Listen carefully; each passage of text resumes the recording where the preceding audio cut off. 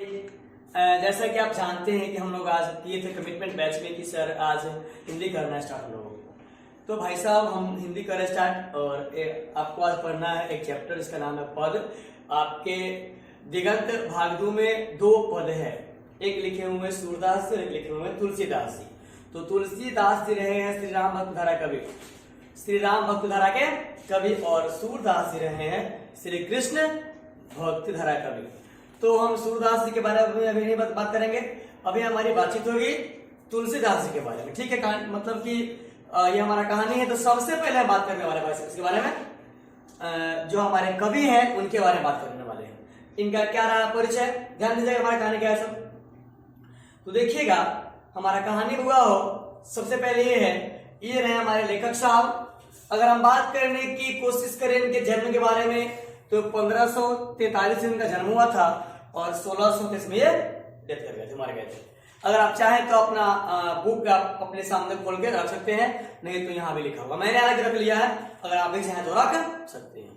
चीजें क्लियर, कहानी पे आ जाए। चलिए, इनका भाई साहब जन्म कहाँ हुआ था, 1500 जन्म कब हुआ था, 1543 में, और ये मर कब गए थे, 1623 में। ठीक है, जन्म स्थान की अगर मैं बात करूं तो राजापुर बांदा, जो कहां पर था, उत्तर प्रदेश में, या तो यूपी, तो उत्तर प्रदेश में जहां के अभी सीएम है योगी जी, तो उत्तर प्रदेश में बांदा एक जगह है, वहां एक गांव है राजापुर, वहां इनका जन्म हुआ था। अगर हम बात करने की कोशिश करें इनके मूल नाम का, तो इनका मूल नाम है राम बोला। ये एग्जाम में आपका आता क्वेश्चन कि तुलसीदास जी का मूल नाम क्या था, तो आपको बताना होगा क्या, राम बोला। अगर हम बात करने की कोशिश करें इनके माता पिता के बारे में, तो बाबूजी इनके माता जी का नाम क्या था, हुलसी, और इनके पिताजी का नाम क्या था, आत्माराम दुबे। आगे बात करें इनके दीक्षा गुरु का और शिक्षा गुरु का, मैं बनाऊंगा छोटा सा लेक्चर, वहां बताएंगे कि दोनों का डिफरेंस क्या है। चीजें क्लियर है। फिलहाल आप यहाँ पे देखो, ये देखो कि दीक्षा गुरु जो है इनके थे, कौन थे, नरहरिदास। इनके दीक्षा गुरु का नाम था नरहरिदास, शुकर केत के वासी थे और विद्या आरंभ करवाया था किसने, दीक्षा गुरु नरहरिदास शुकर खेत के वासी थे, जिन्होंने विद्या आरंभ करवाया किनका, तुलसीदास जी का। और अगर मैं आपसे बात करने की कोशिश करूं इनके शिक्षा गुरु के बारे में, तो वह शेष सनातन, जो काशी के विद्वान थे। चीजें क्लियर है। अगर आप चाहें तो इसका स्क्रीनशॉट कर सकते हैं, या हम अलग हैं ही, आप देख रहे हैं।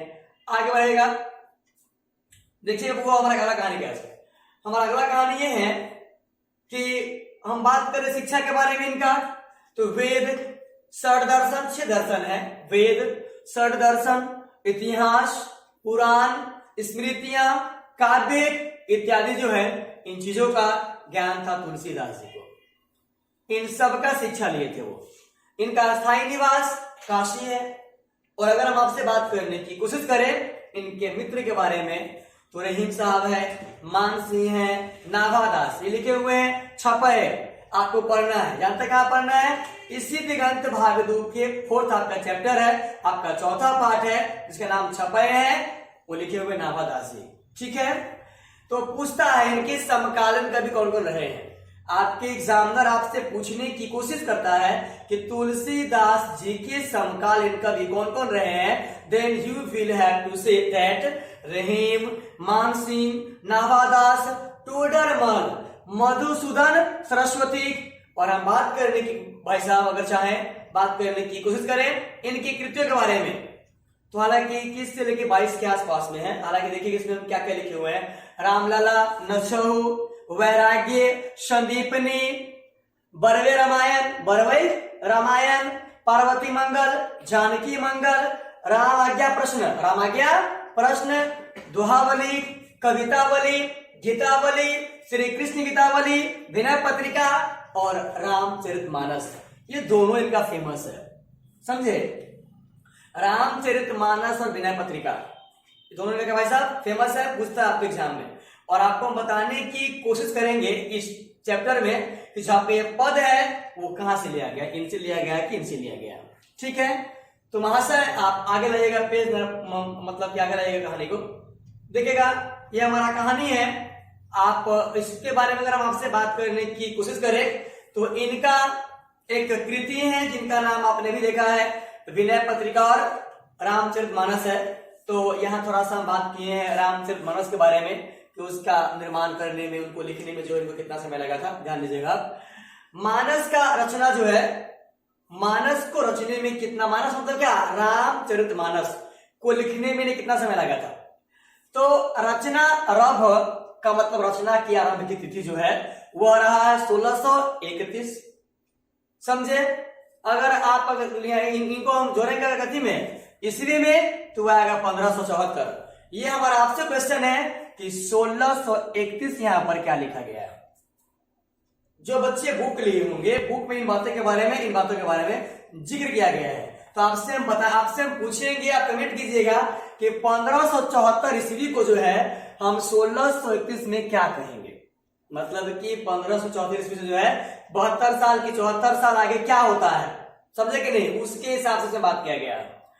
चैत्र शुक्ल नवमी मंगलवार राम जन्म की तिथि पर 31 वर्ष की उम्र में रचना पूर्ति 1633। फिर सुनिएगा, इसका मतलब क्या हुआ और इसका मतलब क्या हुआ, आपसे पूछेंगे हम कि इसमें इसको क्यों लिखा गया है और इसको क्यों लिखा गया है। इस ईस्वी का मतलब क्या होता है, इससे इसका क्या रिलेशन है, कितना साल आगे पीछे है, और अगर आगे पीछे है तो हम इसको क्या कहते हैं और इसको क्या कहते हैं। ठीक है, फिलहाल हम ये जानेंगे कि तुलसीदास जी का जो फेमस रचना है, जिनका नाम है रामचरितमानस, उनको निर्माण करने में, रामचरितमानस को निर्माण नहीं करने में, उनको लिखने में, रचने में कितना समय लगा था। तो आप बोल सकते हैं कि 2 वर्ष 7 माह और 26 दिन। इसका आरंभ का जब तिथि है वो कब का है और ये समाप्त कब हुआ था वो कब का है। मतलब कि इनका जो रचना आरंभ का तिथि भाई सब कहाँ है, चैत्र शुक्ल नवमी मंगलवार राम जन्म की तिथि पर ये 31 वर्ष की उम्र में इसको लिखना आरंभ किए थे। और जस्ट 2 वर्ष बाद, 2 वर्ष 7 महीना 26 दिन बाद ये इनको लिखे थे। उस समय क्या था, अगहन शुक्ल पंचमी, अगहन शुक्ल पंचमी राम सीता विवाह की तिथि को जो ये लिखे थे। ठीक है, आगे गोस्वामी तुलसीदास जो है ये हिंदी के मध्यकालीन उत्तर भारत भक्ति काव्य की शगुन भक्ति धारा की राम भक्ति शाखा के प्रधान कवि रहे हैं। हम इसके बारे में आपसे बात करेंगे। आपका जो एग्जामिनर कहेगा आपको कि 4 आप ऐसे कवि के नाम लिखिए जो क्या समझते हैं, जो भक्ति काल से बिलोंग करते हैं। 4 आप ऐसे कवि के नाम लिखे जो भक्ति काल से बिलोंग करते हैं। तो आप क्या कीजिएगा, आपके पास आपका बुक होगा, इसमें कोई शक की बात नहीं है। मलिक मोहम्मद जायसी से लेकर के चौथा पाठ नाभादास तक। ठीक है, तो मलिक मोहम्मद जायसी लिखे हुए करबक और नाभादास जी लिखे हुए क्या, छपे। तो मलिक में से म और नाभा में से न निकाल लीजिएगा, तो बचेगा आपका क्या, क्या बनेगा आपका मन, और भक्ति आप मन से करते हैं। मतलब ये कि मलिक मोहम्मद जायसी, सूरदास जी, तुलसीदास जी और नाभादास जी, ये चारों जो है भक्ति काल के कवि रहे हैं। अगर आपको दिक्कत होगा तो ये आपका बुक है भाई साहब, इसको आप ऐसे कीजिएगा ना तो ये आपको क्या दिखाई पड़ेगा, ये रहा हमारा क्या बाबूजी, काव्य खंड है ना। इसमें करबक से लेके चौथा पाठ छपाया तक। करबक को लिखे हुए हैं कर बकबक कोलकाता मालिक, ट्रिक बनाएंगे बाद में आपको हम। तो मलिक मोहम्मद जायसी से लेकर के और छपे नाभादास तक। तो मलिक में से हम ले लिए म और नाभा में से क्या ले लिए नौ, बना क्या हमारा मन, और भक्ति करता कहां से भाई साहब, मन से। तो मलिक मोहम्मद जायसी, सूरदास जी, नाभादास जी और भूषण, ये चारों के चारों जो है जानते क्या थे, भक्ति काल के कवि थे। ठीक है, देखिएगा गोस्वामी तुलसीदास हिंदी के मध्यकालीन उत्तर भारत भक्ति काव्य की शगुन, उससे आपसे ज्ञान लिए, शगुन भक्ति धारा के राम भक्ति शाखा के प्रधान कवि रहे हैं। कौन भाई साहब, तुलसीदास जी। इनका पूरा नाम क्या है, गोस्वामी तुलसीदास। ठीक है, आगे कीजिएगा, आगे कीजिएगा। अब अगर आगे कीजिएगा तो हम आप क्या करेंगे, आप एक काम करेंगे बाबूजी, आपके पास अगर बुक है तो बुक को निकाल लीजिएगा और हम इस कहानी को आगे लेके आते हैं। ध्यान दीजिएगा हमारा कहानी क्या है। सबसे पहले इसका पढ़ने वाले कैसे समझिए भाई साहब।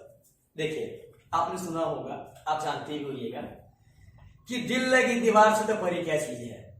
जितनी मोहब्बत एक माँ को अपने बच्चे से होता है, एक किसान को अपने फसल से होता है, दुकानदार को अपने ग्राहक से होता है, हम लोगों को बच्चों से होता है, इतना ही मोहब्बत जो इससे कई गुना अधिक मोहब्बत जो है तुलसीदास से श्री राम से करते थे। किनसे? प्रभु श्री राम से करते थे।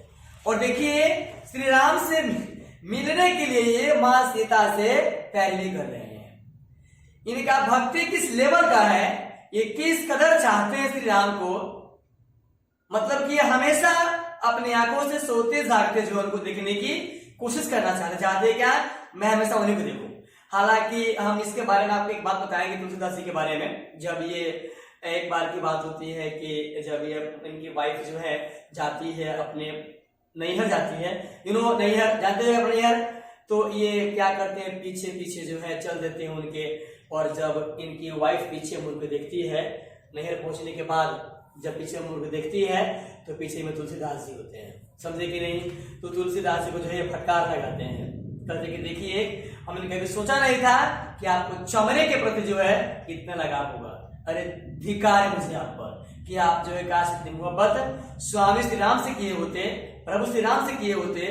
तो जहां तक मेरा मानना है कि आप जो है आपको अपने जीवन में मतलब मोक्ष की प्राप्ति होती और आप जो चाहते सो मिलता।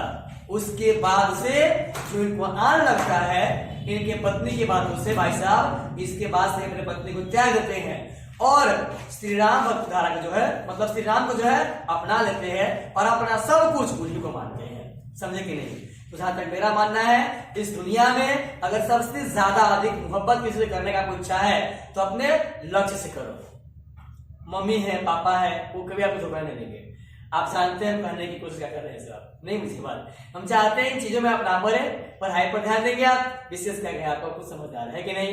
ये ऐसा उम्र होता है कि लोग करता कुछ और करता कुछ और है। हम किसको बोल रहे हैं लोग, हमारा पॉइंट हम किसको कह रहे हैं पॉइंट आउट, आप समझदार है। तो हम इन बातों के बारे में बात करेंगे बाद में। चलिए हमारा कहानी क्या है देखिएगा। अब देखिए श्री राम जी के पास जो है सीता मैया बैठी हुई है और देखिएगा बैठी है कि नहीं बैठी इसमें आगे से जाएगा पता।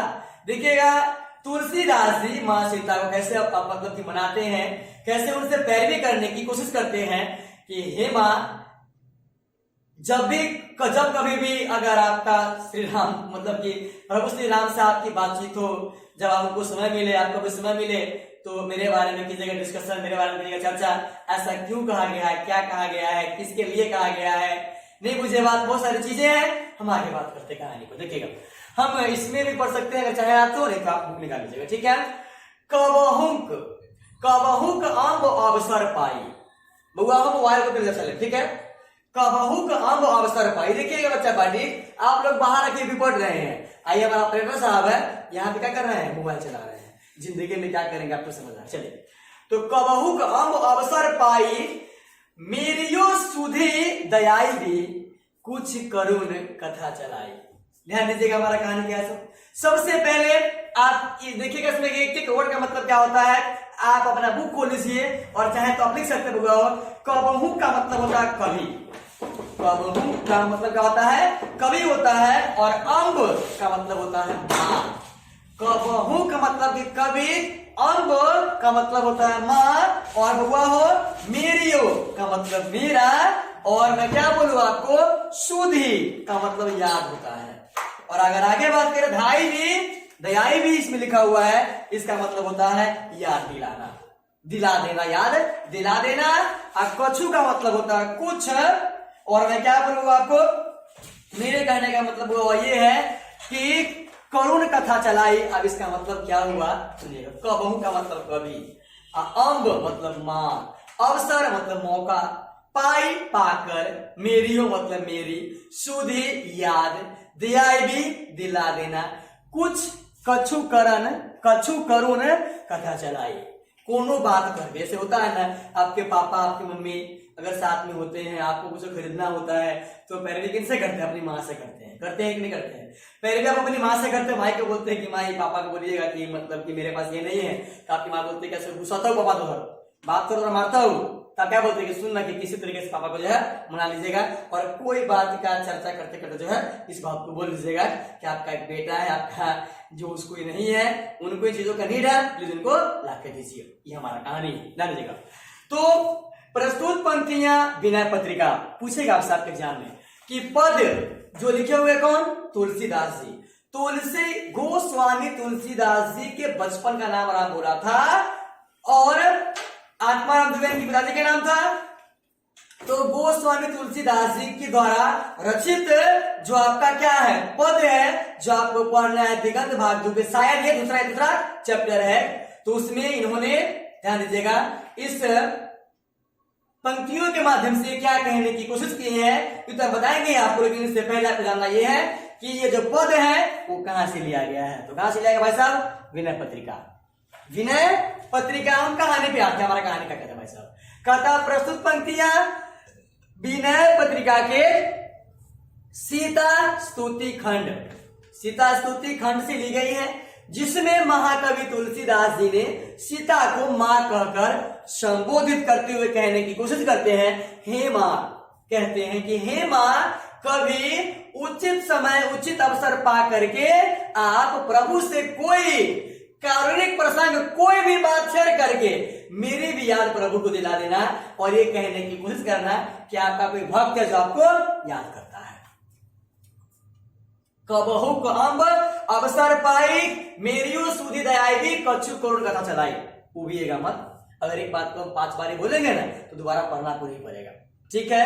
ये प्रस्तुत पंक्तियां विनय पत्रिका से ली गई है, विनय पत्रिका के सीता स्तुति खंड से ली गई है और इसमें जो है आपके गोस्वामी तुलसीदास जी जो है ये मां सीता को जो है मां कहकर संबोधित करते हुए कहते हैं कि हे मां, कि जब कभी भी आपको अवसर मिले और प्रभु से आपकी बातचीत हो तो प्लीज कोई ना कोई बहाना जो है शेयर करके मेरी बात जो है कर दीजिएगा। क्या आपका कोई भक्त है, आपका कोई दास है, कोई दीन दुखिया है, मतलब जो आपकी प्रार्थना के लिए हमेशा लीन होता है, मतलब कि इस संसार में वो इसी संसार में वो है कि प्लीज जो है उनके बारे में एक बार कैसे सोच लीजिए, ठीक है। कहानी पर आते हैं, देखिएगा हमारा कहानी का दर्शक। चलिए बउआ अगर आगे हम बात करने की करें कोशिश तो कहता है क्या, ध्यान दीजिएगा, हमारा अगला बुआ कहानी है, अगर आप चाहें तो निकाल सकते हैं। दीन सब, ठीक है, थैंक यू बुआ। दीन जानते हैं आप अच्छे तरीके से, इसका मतलब गरीब होता है और इसके यहाँ पर इसका मीनिंग क्या होगा हम एक एक बात बताएंगे आपको, फिलहाल आप इन बातों को समझिएगा। बुआ कहता है कैसे, दीन सब अंगहीन, हम तो गरीब है भाई साहब, हम सब अंगों से हीन है। इंसान क्या होता है, कठपुतली होता है, आप अपने मन से या हम अपने मन से कुछ भी नहीं कर सकते हैं। अगर आप किसी इंसान का डेथ हो गया है, उसके घर के लोग जो उनके बिना मर जाएंगे, रोड पर आ जाएंगे, क्या हम लोग चाह लेंगे उसको जिला सकते हैं? ऐसा कुछ भी नहीं कर सकते। हम लोग क्या है, मिट्टी का पुतला है, आज है कल है कि नहीं, इसमें कुछ नहीं, मतलब कि आप कुछ समझ आ रहे हैं नहीं मुझे बात। अगर संसार में कोई चीज सत्य है तो मृत्यु है, जो सबको आना है। दीन सब अंगहीन छीन मलिन अघी अघाई नाम लय भरई उदर एक प्रभु दासीदास कहाई।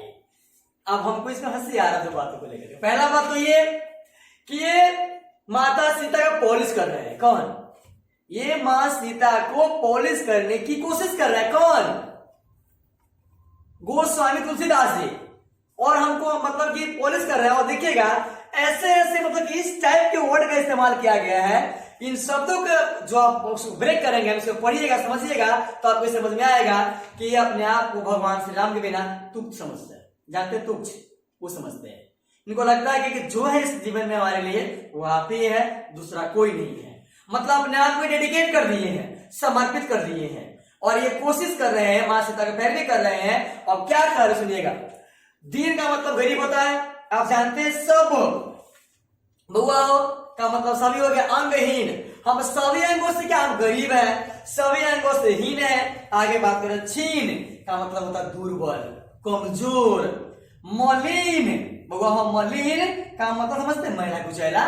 और अघी अघाई, अघी का मतलब होता है पापी। क्या होता है, हम पापी है। मानव क्या है, वह नश्वर संसार में जी रहा होता है। वह क्या करना उसको चाहिए, वह क्या करता है उससे के मालूम, उसको जो समझ में आता है अपने हिसाब से करता है।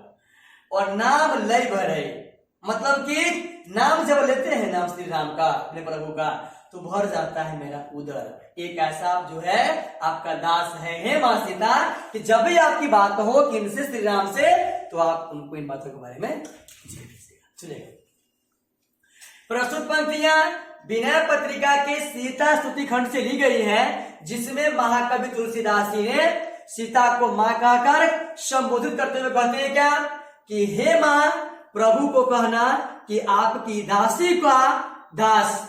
मां सीता को ये दासी कह के ये संबोधित कि मतलब प्रभु श्री राम है और उनकी जो है ये क्या है, ध्यान दीजिए एक बार आपको आ जाएगा समझ में। वो कहता है क्या, इसमें तुलसीदास जी कहते हैं मां सीता को मां कहकर संबोधित करते हुए कहते हैं कि हे मां, प्रभु को कहना कि आपकी दासी का दास बहुत ही दीन है। श्री राम की दासी कौन है? मां सीता है। और उनके जो दास है वो काफी क्या है, गरीब है, दीन दशा में है, उसका जो हालात काफी खराब है, उसके अंग भी अब ठीक से काम नहीं कर रहे हैं, वह बहुत दुर्बल है तथा स्वच्छ भी नहीं रहता है। इतना लीन है आपके भक्ति में।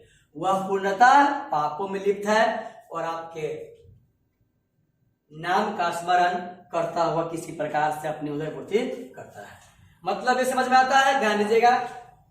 इसमें हमारे कहने का मतलब ये है, ये रो करके मां सीता को जो है किसी तरीके से मतलब कि समझाने की कोशिश कर रहे हैं कि हे मां, कि जब भी आपको श्री राम मतलब प्रभु श्री राम से बातचीत होगी तो आपको एक ही बात कहना है, ये कहिएगा भाई साहब कि दीन सब अंगहीन, कि आपके दासी का कोई दास है जिसका जो काफी गरीब है, उसका जो हर एक अंग है वो मतलब कि सब छीन चुका है, वो किसी काम का नहीं है, वह जो है मलिन है, मैला कुचैला, दुर्बल है, वो पापी है।